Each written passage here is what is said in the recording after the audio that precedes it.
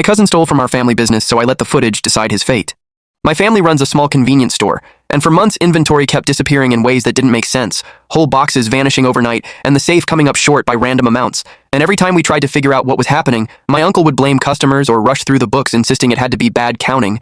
But deep down, I had this uneasy feeling because my cousin always volunteered to close the shop alone, staying late even when there was no real reason to, so I installed a hidden camera above the back office under the excuse of checking for leaks. And within just a few days, everything made sense in the worst possible way as I watched him pocket cash with this calm routine, slip entire stacks of scratch-offs into his bag like he'd practiced the motion, and even disable the exterior cameras before walking out the back door with cartons of cigarettes for someone waiting in a parked car. And I remember sitting there in front of that footage feeling my stomach drop because it wasn't a stranger stealing from us, it was family. Someone we'd trusted with keys and codes and everything that actually mattered. So I didn't say a word and just handed the footage to my uncle.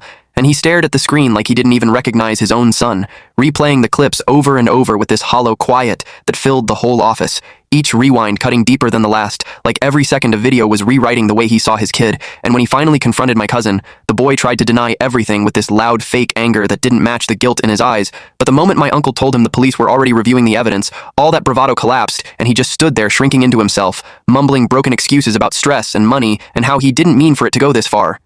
And watching them argue in the middle of the store felt like watching a family split down the middle, because the footage didn't just reveal the theft. It exposed every lie he'd told and every chance he'd thrown away. And by the end of it, the only thing left to decide wasn't whether he did it, but whether his fate would be settled at home with consequences the family could control or in a courtroom where none of us could protect him anymore.